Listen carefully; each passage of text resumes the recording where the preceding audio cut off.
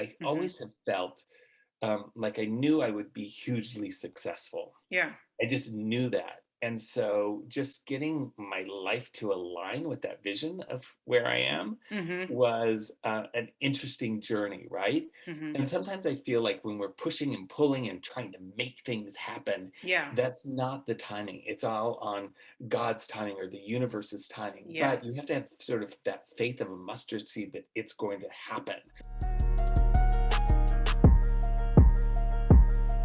Yeah, TikTok, I'm just rolling on the block. Marisa Tigney heard that. Pocket show about to start. Heard that. You should know if entertainment is your goal. You talking sports or travel, yo. This the hottest pod show. Heard that. She got the juice. Everything she says is truth. If you don't know, now you know. All you ever gotta say is heard that. Heard that. Heard that. Heard that. Heard that. Look, all you ever gotta say. What's up, Heard That Nation? Listening in the United States and around the world, are listening now to the Heard That with Marisa Tigney podcast. If you are watching right now on YouTube, hit that subscribe button so you stay in the know of all the exciting and wonderful guests that I'll be coming on to this show, like this wonderful man that I have right here.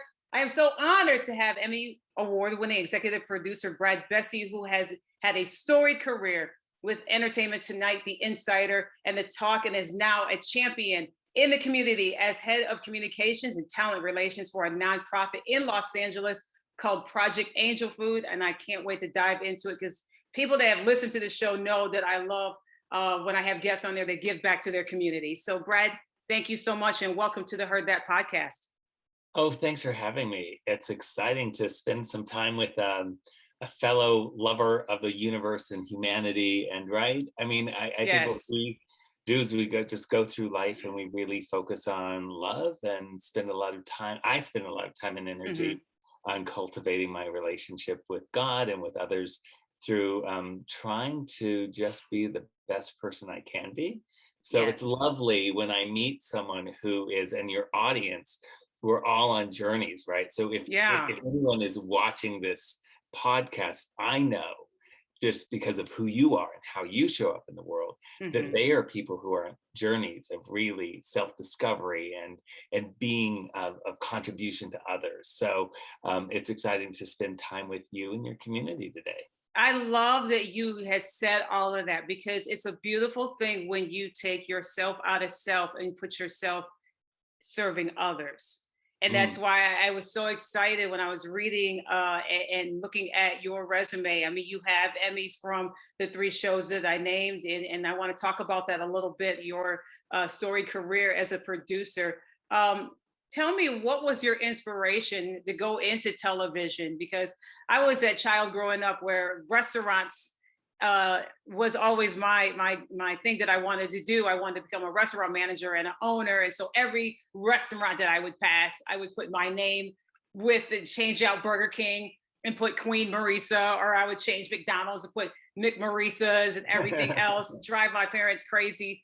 And so I went and I studied, but I always had people that in my corner believed in me and had some inspirations. Mm. So for you going into television, who was your inspiration, or what was the passion, I say, of okay, this is something that I want to pursue and I want to do? Well, sit back and here's the story. Now, Yes. I actually, I'll find my way through it. I'll try to be brief as I can be.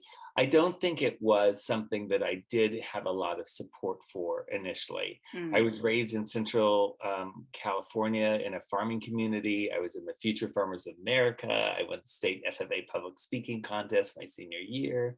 And was going to be a lobbyist for agricultural concerns at the state level, I Mhm. thought. And the reason why I think I had chosen that path is I had success along that way when I was, in high school. Um, and I really, early on, though, I loved performing and I loved entertainment and I loved all things movies. I would go to, a double feature by myself just Mhm. because I loved entertainment so much. But then my parents and other people who were all well intentioned would say there's not a career there for that, right? Mhm. There's not a career. So that was sort of embedded in me. There wasn't a career for this. There wasn't a career for it. Wasn't a career for it. And so when I went to college, to Cal Poly San Luis Obispo as an agricultural business management major, Hmm. I think the universe has a way uh, of of making sure that you're taken care of, right? So Right. a girlfriend of mine in the dorm was auditioning for a play. She was nervous. She asked if I would go along with her, and I did.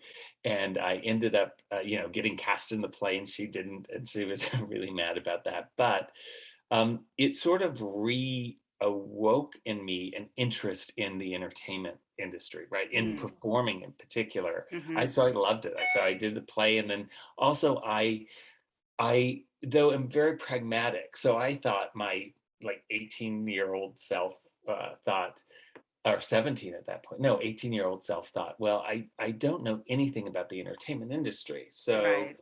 I know if I did go into the entertainment industry, I'd have to live somewhere like Los Angeles where it's big, and I don't know if I could do that.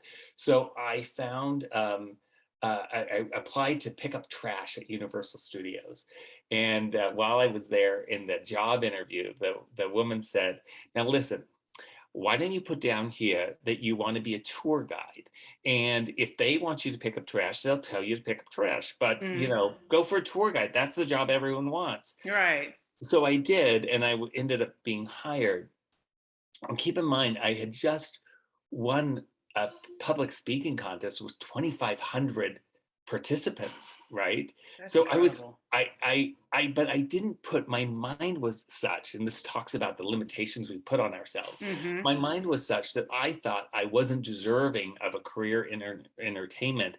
And that was so big and so beyond me Hmm. that I didn't have the skill set necessary to become a tour guide at Universal Studios. So, but once I became a tour guide at Universal Studios, it gave me a chance to get to know people who are still my friends today. And I ended up leaving school a year later and transferring down to Cal State Northridge. Hmm. And I chose my major of speech communications at that time, because I say for that time because it's now changed, in communication studies is the department, but at Right. that point it was speech. And I just wanted to treated it like a part-time job, because I just Hmm. felt like I needed to go to school. My mom and dad said they wouldn't give me any money unless I was in school. So Right. I Right. really needed that money. So I continued in school, and I'm glad I did. And as I was doing my internship, um, in with an entertainment PR firm, they hired me as a full-time publicist 2 weeks into my internship, and I was Mm. off and running. And I think that was because I was given a campaign to follow up on, Hmm. and I wasn't getting any results. And I thought about it, and I thought, well, that's not working. And here's what would work. So I went to my bosses and I said, guys, your campaign, what you're doing isn't working. Here's what I'd like to suggest, and here's why I think it might work. And Hmm. they said, okay, go for it. They didn't tell me that the client had fired them already, and this was the bonus month they were giving the client to try to make good for the fact that they had zero press on them in 3 months leading up to my starting to work on this campaign. That's probably why they gave it to the 21-year-old intern to do. But I ended up getting them CNN and the Associated Press, and it ended up getting them a lot of exposure. Hmm. And so then that's when they hired me into the entertainment industry. So I think that is a long-winded answer to your question. No, that's phenomenal I because it's didn't just find. like basically to me, what I got from that is like you were kind of at the right place at the right time. Like you're at Universal Studios, you're picking up trash, and then Mm, somebody tells you, "Oh, you need, you could be a tour guide," and then it just it. I believe wholeheartedly that when you speak something into the universe and say it aloud, kind of like because I'm a big believer in doing a vision board and yes. putting a vision board together. I mean, it drives my husband crazy because I got posters up everywhere else, all around our house, and so it's like a constant reminder to myself of when I say something and I say it aloud and I speak life to my vision board, and and I've seen so many wonderful things come to pass. And from hearing from that story of how it started and it opened doors for you, was it a difficult road? You hired to be a publicist and everything Mm. else, and then obviously it evolved from there. Um, did it become a difficult road, or was it an easy road to get to where you were at? And you could talk a little bit about how you your journey to Entertainment Tonight, and then The Insider, and then beyond Yeah. of that. Let's see. I don't, the answer to that is maybe. I Hmm. don't know that it was. I never, um, let's see, once I became an intern at the entertainment firm and then they hired me, Hmm. I never really applied for a job after that. So I was having lunch with a girlfriend who was booking the game show Win, Lose, or Draw. Hmm. And we're also narcissistic, or at least we were then. And she was saying, oh my gosh, I was going, oh my gosh, they hired me as an intern and they're paying me as an intern, even though I now handle all these huge clients and I'm doing all of this work and I've got to make more money than this. And she said, well, you think you have it bad. My talent executive just quit on my show and I need someone who's good with celebrities and who's organized and who can, oh my gosh, sweets, I need you. And so I was off and running and became, a talent executive. And then some of my favorite PR clients said to me that said to their management, why isn't our PR what it used to be? And they said, well, we Hmm. need to work. Brad Bessey's left. And they said, well, can we work with him again? And so then I opened up a little boutique agency and still booked talent onto game shows and talk shows. And then eventually the Lisa Gibbons show, John and Lisa came along and they said, well, we'll make you our senior talent executive. But we need you to do this exclusively. So I did, and that was me getting into production. Hmm. Interestingly enough, though, I noticed that I got that job over women who had, and no women, they were no men, I think, that I heard were up for that job at that time, but people who were talent executives who were legends that Hmm. I had worked with, and they were legends to me. Yeah.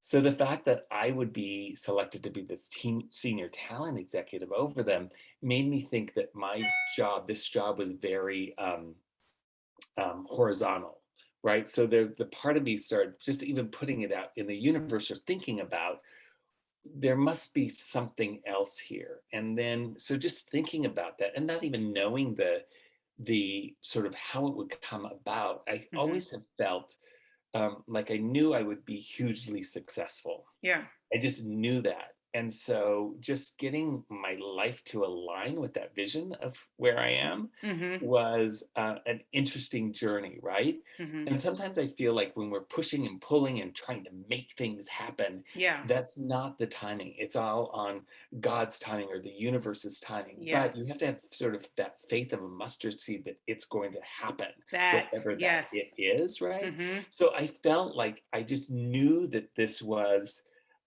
going to happen. I just didn't know how. So my job became about listening to the universe and for those next opportunities.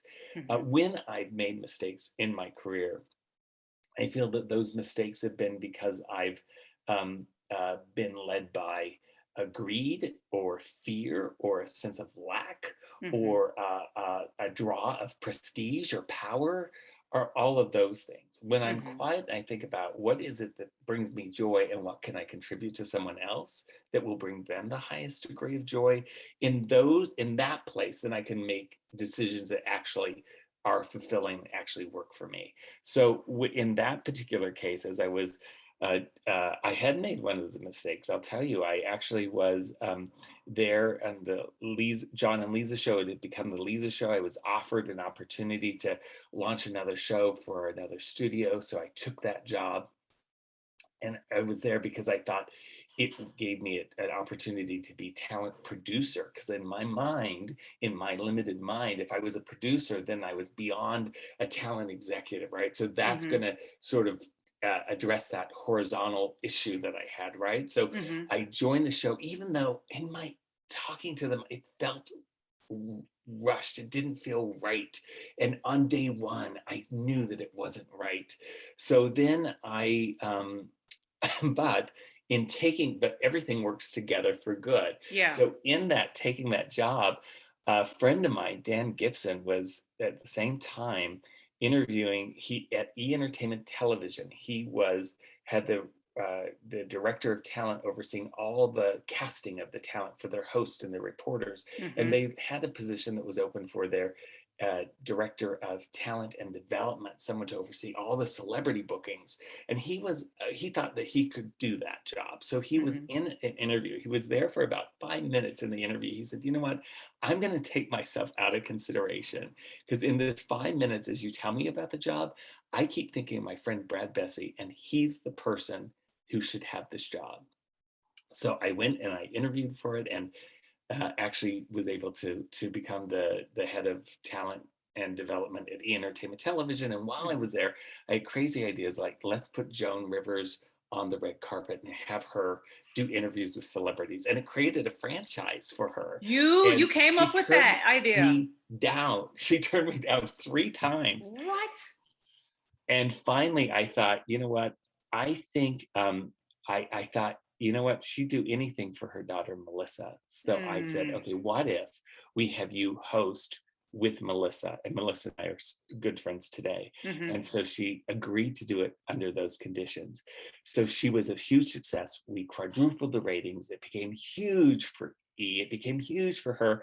In fact, I would take the same red eye to New York that she did often, and I often traveled to New York, and so I was often on the same flight as her. And somewhere in the middle of the night, somewhere over Kansas, she would come over and several times say, hey Brad, would you give this to your mother and be some of her custom jewelry? She said, you thank her for me. So it was really, really sweet. And before we leave Joan, and then I will, years later, shortly before her death, I was telling her what a fan I was of hers, because I used to go and see her workout material, and I would sit there, and I was such a fan that she was eating dinner at a restaurant in Las Vegas, and someone saw her and actually picked up the fork and brought me her fork, because that's how big of a fan I was.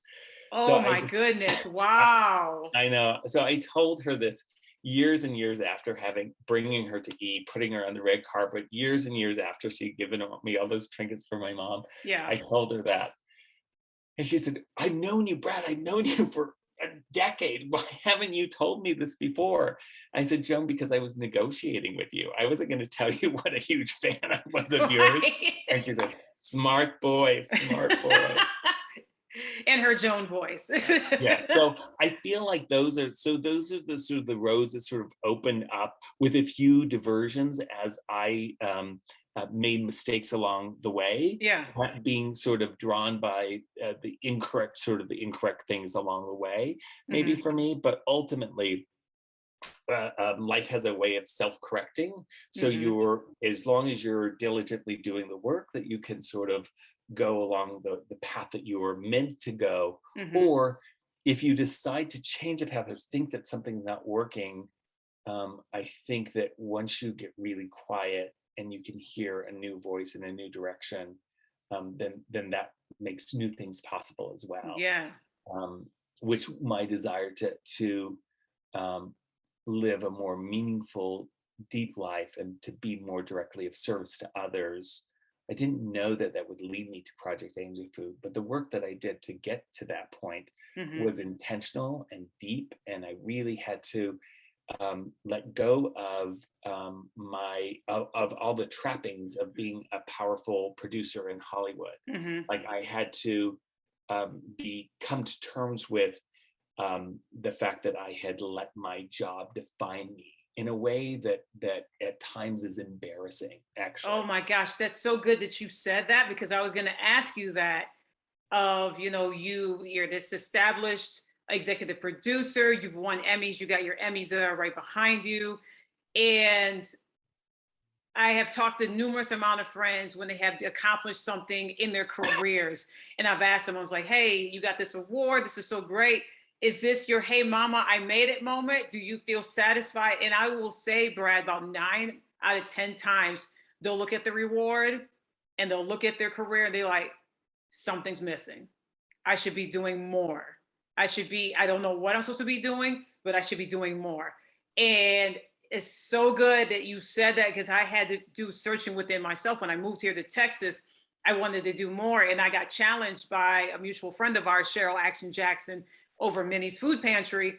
I happened to jump on her feed on Facebook when she was going through the day-to-day operations. And so I put in the chat, and I'm like, shit, all these people in here, she's not going to see my chat. I'm moving to Texas. I'm going to come volunteer soon and everything else. And she calls me out in the middle of the live feed. Marisa, oh, that's wonderful. Good. Well, you got 2 days to unpack your house, and I hope to see you, when you get here. And that was 7 years ago. And I love being part of that community, serving others. It gives me joy. It gives me fulfillment. And I want you to talk about how you linked up with Project Angel Food. I know that Marianne Wilson, who I just think is absolutely amazing. And I pray one day that I meet her so I can tell her that, how you became a part of Project Angel Food and what it's all about. Yeah, absolutely. Two things first. Let's go back to Cheryl Action Jackson for a moment. Yes. Because I was executive producer of The Talk, and I thought as Thanksgiving was coming up, we just hit the ground running. Like literally, that's one of those things that I loved my experience there, because I was given, I was brought on board, and I had 63 days to get a show on the air, and I felt, CBS, but I didn't have any structures, no staff, no set, nothing, and you had 3 days. 63 days Oh, okay. to get the I was show like, you're actually incredible. on the air. There was no, like they had a sizzle reel of a possibility, but it was really just working with really talented people. Yeah. And I'm not saying that it wasn't like working literally 16 hours a day to bring the show to fruition, and it was live and it was going to happen, right? Right. So it had happened. We were on the air. Thanksgiving is coming up, and I wanted to do something that was tied to giving back. And so what we decided to do was gift people something, and producers brought like incredible stories of people who were like hometown heroes in a way, right, who were giving back. And someone brought me Cheryl's story, and on the first day that I heard it, amongst the dozens of pitches I was getting of different people around the country who actually were doing meaningful things, I was really moved to the point of tears actually in the meeting when I heard the story. And not knowing whether I was going to have her on the show or not. Then and there, I pulled out my checkbook and I wrote a check to Minnie's Food Pantry, and I sent it off, because I said, I really believe in what this woman is doing. And she's become I had her out, she ended up, we met, and she became a fast friend. And I love her, I love being around intentional people who are always looking for the best in other people and the best in themselves. And they recognize that playing a big game isn't, talking about Marianne Williamson, she used to say, it's like someone would say, who do you think you are, God's gift to the world? Like that's an insult. And to recognize, you know what? You are God's gift to the world. So if I'm God's gift to the world, how am I being that gift today? Yeah. So I think that that's your question of like how I came to Project Angel with Marianne Williamson. I was a student of Course in Miracles for about a year before I met Marianne Williamson. And I'm really glad that I had that foundation of the material before I started attending her lectures and her prayer meetings that were, at the time it was Marianne Williamson, wasn't Marianne Williamson. I would go to a prayer meeting on Monday nights in her apartment in Hollywood, right? So she hadn't yet published A Return to Love. She had not yet been on the Oprah Winfrey Show. And it was a really, in the 1980s, maybe 87 or so, 88, there's a lot going on in the world, a lot in Los Angeles. A lot of people, a lot of our friends were dying of AIDS. I now say living with AIDS, but at that point, I was in a memorial service of just about a funeral every single weekend, right? And my nights were being spent with people who were dying in their hospital rooms. So it was a really challenging time. And for myself, I had always had a really strong connection with God, but I felt like that had been absent in my life for a few years. So to be able to connect with my spirituality became really, really important at that time. And so So Marianne Williamson and I would go, we would attend lecture. I would attend lectures. We would all attend lectures.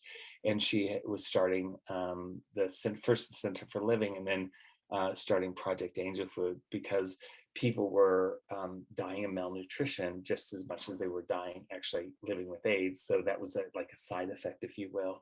And so we were all, it was despondent. The government wasn't really caring about what was happening, seemingly.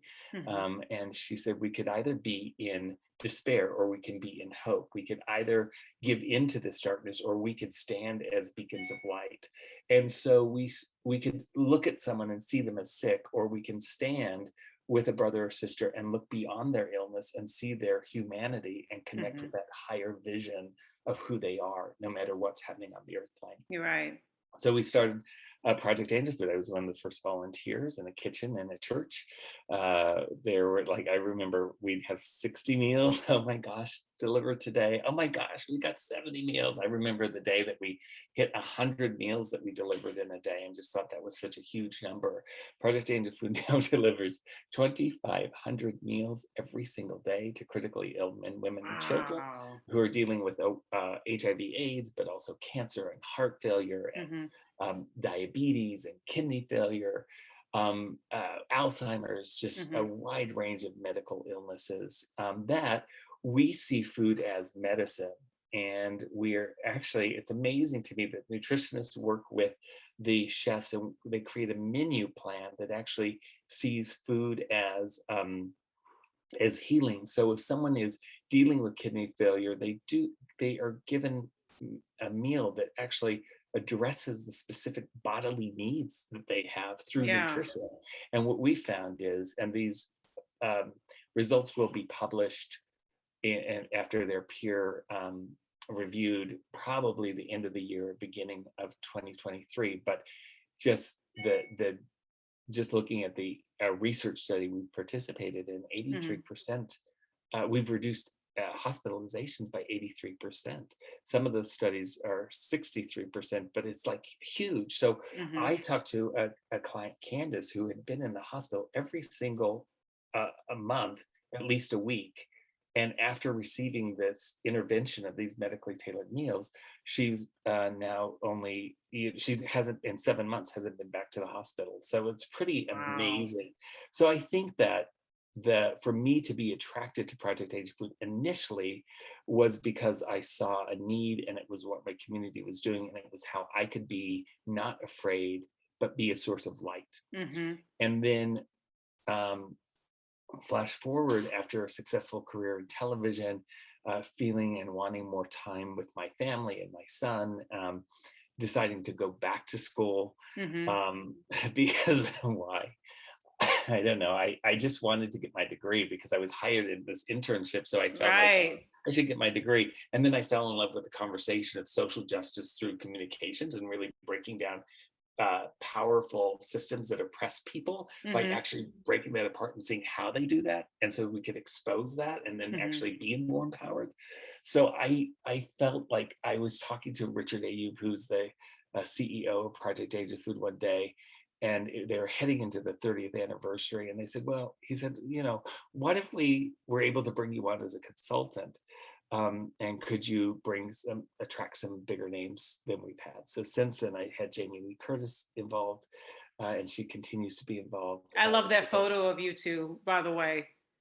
Right. I just think she's, I feel like she's like us when you connect with her, and I don't think this is a unique experience to me.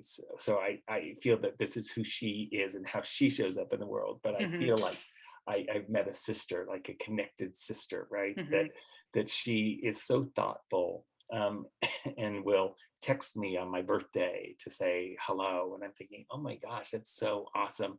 But was able to create a space for Harry and Meghan, the Duke and Duchess of Sussex, to come and deliver meals that they were able to, be of service back in LA, and do so just being anonymous until they weren't, until photographers figured it out and chased them around, and then we had to figure out more quiet ways for them to be involved. But just being able to use all of my experience and all of my relationships and decades of doing this and producing. For example, we got an opportunity to KTLA called us and said, hey, we've got a couple hours in 4 weeks. Do you want it? And we could, maybe you could, do a telethon or something. And so we said, yeah, let's do it. Right. And so in 4 weeks, I produced this telethon and got Kelly Clarkson and Elton John and Sharon Stone and all these people Annie Lennox to perform. Oh my gosh. So I was able to do that. And I feel like to be able to align my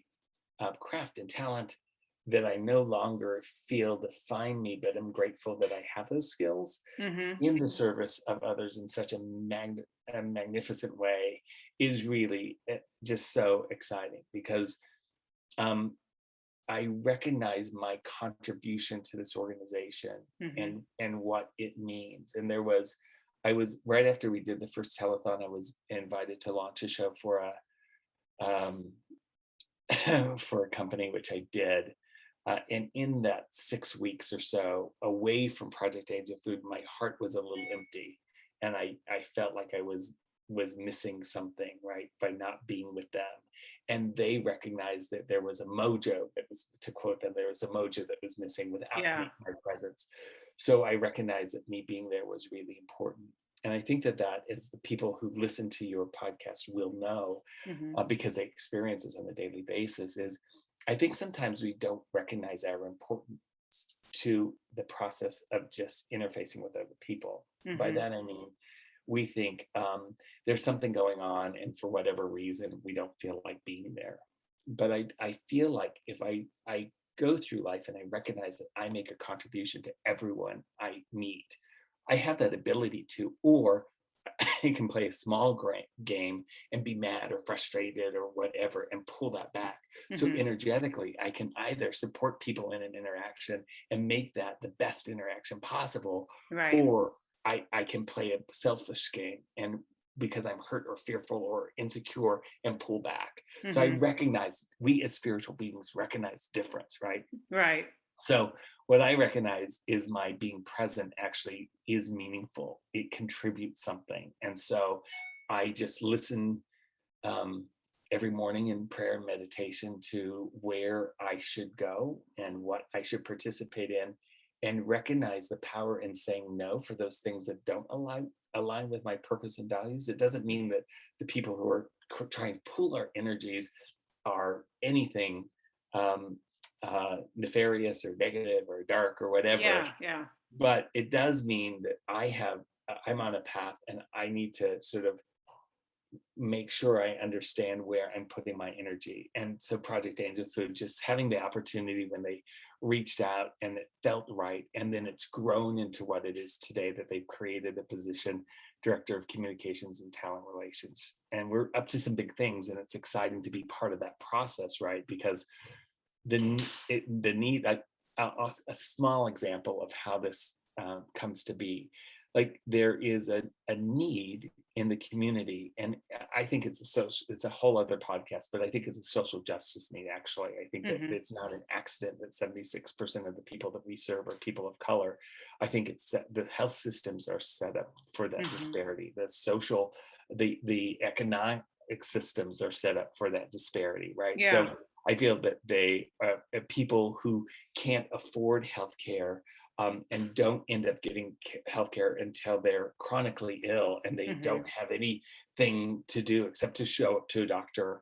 These are the people who are going up for their regular, I'm not going up for my regular, well-to-do white person, physical, like, so, right. So there's a whole, I think it speaks a lot of the social environment that we live in, and some of the isms that come to manifest themselves in a disparity that winds up with more people of color seeking Project Angel Food services. So I'm really grateful that we're able to be there for the gap, but that gap is what we really need to address, and sort of figuring out how there's a better equity where social justice can actually just be that. But after that rant, let me just say that that what COVID did was it exposed so much need, right? And it's Mm-hmm. also made our services available to a larger amount of people. So Mm-hmm. once more people recognize that there's services here for them, then more people are seeking those services. So Mm-hmm. we're now serving over like 1.2 million meals a year to 2,500 people a day, and we anticipate that that will continue to grow. Mm-hmm. So where my participation is like people are seeing the need, and I'm seeing instead, well, we are actually rising to the challenge. Yeah. So I'm seeing what the solution we can be. I'm seeing the wholeness that we can create. I'm seeing how we can right that social justice wrong by Mm-hmm. by expanding where we are. So it isn't like, so that infuses this place that we are at it with a whole different energy, which is a hope and possibility, which is consistent with the very way that this agency was formed back in 1989 with Marianne Williamson. Right. I love that what you have said about Project Angel Food and what it stands for and what it is doing and constantly growing, constantly evolving, because the need is great. We're seeing that through a very difficult year of 2020. We're still 2 years later, we're still, I believe wholeheartedly, we're still in a difficult year, slowly turning the curve of things that are becoming better, but we're seeing a markup of food and different items that Yes. I'm going to even speak upon myself that I took for granted, like eggs and milk and meat and all this other Mm. stuff. We're seeing a 20 and 25% markup on those items alone, where, you can just walk in there, get a steak. It's like $8 to $10. Well, now it's like 17 to 22, and it doesn't come with a side or it doesn't come with a salad or anything Yeah. else like that Right. there. So when you are out there delivering these meals, Brad, and I know you probably got a plethora of stories in many of them. I mean, because I feel that you're giving a wonderful masterclass right now on this podcast about community service and doing so many things for the community. What has been a person or an experience that you've had through Project Angel Food? It could be where you had, when you were with Jamie Lee Curtis or the Duke and Duchess of Sussex or whoever you had be out in the community with you. What is an experience that you had or a person that you had served a meal to that always just plays over and over in your mind that struck just an impact inside of your heart? And I know, like I said, you have many of them because you're out there in the Yeah, community a sure. lot. No, But one or several in particular that just gets at your heartstrings every single time, you think about them or a family or somebody. sure. I actually think I remember when Harry was delivering meals, he asked a client, do your neighbors check in on you? And the neighbor said, and the client said, no, I never hear from them. So I think that that was like such a great question to ask someone, right? So um, I do think of oftentimes that clients who are critically ill are invisible neighbors, right? Mhm. Because they rarely get out. And so when I'm talking with someone, I think that I what I love most about it is when I'm talking to Jeannie, has had a career as a jazz singer at different clubs. Right now, she's has cancer and she's living in her apartment. And so when we talk, it isn't about her illness necessarily, but she's able to connect with a version of herself that Mm, isn't ill, but a okay. version of herself that remembers those fondly those great days. And I um, deliver almost every week with Lori Loughlin, who has become a good friend of mine. And I Hmm. remember seeing her pictures on the tabloid around Christmas, I guess in 2020, over a year ago. And I um, I was really, I don't know why, I couldn't really explain it, but I was sort of moved with compassion for her and Hmm. thought, uh, and I read something about her doing community service. So I reached out to her people. I said, listen, she probably already has her plan set, but if not, I think I could create a sort of safe space for her to do her community service here. And she did that community service at Project Angel Food. And she showed up and worked 10 hours a day and was done with it in lickety split time. And then because she giving back to the community and giving back to others is who she is, she Hmm. continued to volunteer. So we go out weekly to deliver meals. So we love that experience. People love seeing her. And I just enjoy that process. And I enjoy being with people. And one day Lori couldn't make it. So I was on my own. which is rarely. And she has taken the route on when I couldn't make it as well. So I'm on my own. So I drive by and I see Elizabeth, who's a client who's 96. And she had, her caregiver had just left. She had just quit to go get married.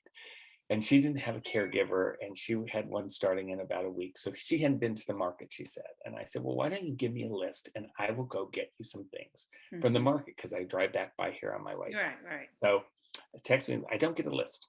I drive, I finish my deliveries, I don't get a list. So I call Elizabeth. I said, Elizabeth, it's Brad. Where's your list? I'm going to go by the store. I'll be ready at 11, she said. I said, what? So she wanted to go to the store. So I went and I picked her up and took her to the store. And at 96, she took about 50 minutes to go through and pick up 7 items, literally. But she wanted to do it on her own. Right. And I just feel like it was such a gift, actually, to see her resilience, to see her spirit, to provide a space for someone actually to do that. I just canceled my meetings that day. Anything I had going on, I just became about like letting her be her and express that independence and have connection with another person. So we say food is medicine. We also say food is love, because I think that connection, being there for another and being sensitive to what their needs are in that moment, it really is a lovely lesson to be quiet with what's going on in your head and sort of pay attention to what's happening for other people and read beneath what they're saying and sort of tap into sort of a deeper place. I think we all have that ability when we allow ourselves to really connect with other people. So those are a couple of stories from my Project Angel Food delivering days. I absolutely love those stories. 96, and I love the resiliency. It reminds me of my grandmother. I mean, we lost her a few years ago, but she was always that independent, resilient. You just go and pick her up, and she'd take her time and go through each aisle, pick up only a few things, but just watching her and able to walk up and down the aisles and then look and price compare and what she is going to prepare for dinner. And then after an hour and a half, you're going to drop her off, but you can't drop her off because she's inviting you to dinner. So you got to stay and watch her cook and, spending that time with her. And those are the days that, those moments I will always cherish for a lifetime, as you will with Elizabeth, that whole experience in the grocery store. To people that are going to listen to this and people that will be watching this, Brad, and this is my final question to you, and I used to be one of those people too, that, you had your full-time career. And then basically 2020, we all got put on a timeout, couldn't do nothing. We stayed in our house. And that was a time for myself to reevaluate, to sit in the stillness. What am I going to do next? And this, was such an awesome blessing. This podcast was born during 2020. And now that things are opening up and everything is somewhat becoming active, I believe wholeheartedly that people, and this happened with me, my whole vision shifted of there are people out there that still have a need, even though that I may have resumed schedule, I may have, got a full-time job, I may have, done all this thing. And now, everything is back to what it used to be, just a different normal, where my challenge to people that I have came in contact with is like, look outside yourself and see what's going on in the community. And their response to me is, I don't have time. And, or I will, where can I donate? Can I cut you a check? Okay, that's fine. And everything else. I wholeheartedly believe, and I want you to answer this, that to be involved in something physically, to be involved in a nonprofit, to go and serve others is more of value than it is of just easily donating. And donating is nothing wrong with that. I don't want nobody saying that, oh my God, you shouldn't donate anymore. No, money is needed for many great nonprofits that are doing great things, such as Project Angel Food, which at the end, I want you to tell people how to connect with you. But to those that are the ones that say, oh gosh, Brad, I listened to your story. This is so great and how you connected and everything else. I just don't have time. What do you say to those that have that as an excuse, and encouraging them, whether it be Project Angel Food they can link up with, or whoever, with their nonprofits in their community, how we can get out of that shift of I don't have time to I'm going to make time, or we all have the same amount of hours, same amount of time every single Mm. day. How we can be active in instead of inactive in our community. Right. This is a really good question. First of all, I just want to acknowledge that everyone is going to hear something or act on something their um, as their evolution allows them to, right? Mhm. So I think that when people write a check and don't get involved, I think that they're missing out on an opportunity. And I do think that that is a distancing factor, right? So I'm going to and as much as, and trust me, every nonprofit, whatever you're involved with Minnie's Food Pantry, Project Angel Food, so many people do need the resources. We do need the money, Mhm. especially with the inflation. It costs us 20% more per meal today than Mhm. it did 60 days ago.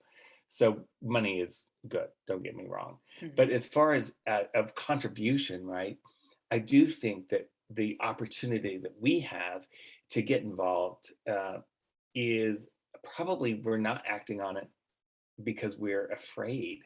We're afraid of being vulnerable. We're afraid of getting our hands dirty, if you will. Mhm. Um, and we're afraid of connection, I think. I do think that the more we're open to participating and the more we're open to connecting with another human being through service, the more valuable that is for us. I think it's an illusion almost that there's a giver and a receiver. I would say that I receive so much for my volunteer working Mhm. than I do. And I do think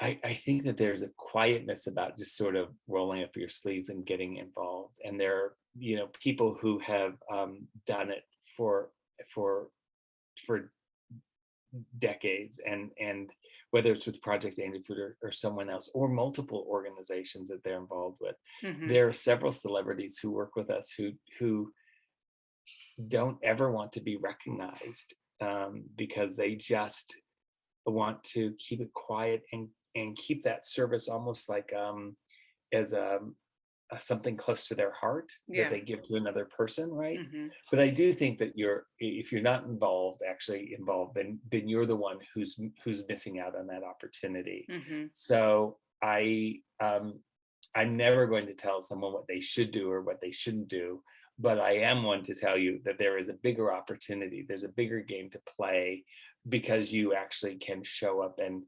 exchange a spiritual energy with someone. Mhm. And I think that because we're all connected, the more we give, the more we receive. And I'm not just talking in the abundance of a material world, but also of a spiritual world where we're able to sort of buoy and lift our energy, and then we're lifting the energies of our families, and they're lifting the energies of people that we're with, and there's a greater vibration of love and connectedness that's going on when we Mhm. do that, and then the world becomes a better place. And that's just being able to experience that on a physical level. I can tell you that if I'm in a bad, foul mood, which does happen, I Mhm. know it's shocking, but it does happen. As soon as I get out of my ego, and I always, my joke is that I'm a narcissist. I always make it about me, and it's never pretty. Like I'm always making it about me, and it's like never, like I'm never good enough. I'm never this enough. Like it's part of my drive. But Mhm. when I make it about me, then it can only be that way, right? When I Mhm. start making it about other people, then I'm able to get out of my own way, and I'm able to start vibrating on a level that is actually going to bring me more joy and more peace and more happiness and more love, because that's what I'm giving out. And it becomes this wonderful sort of cycle of love. And I think that that's why I always say it's an illusion that there's someone who's giving food. It's an honor to give them food, right? So I Mhm. just when I stand in front of another human being, it allows me to be more vulnerable, more seen, and more and feel more value in and of myself. That's so beautiful. I love it. How can people stay connected with you and stay connected with Project Angel Food? Sure, I love my Project Angel Food. You can find them at angelfood.org. I sometimes have said .com, but that's wrong. It's .org.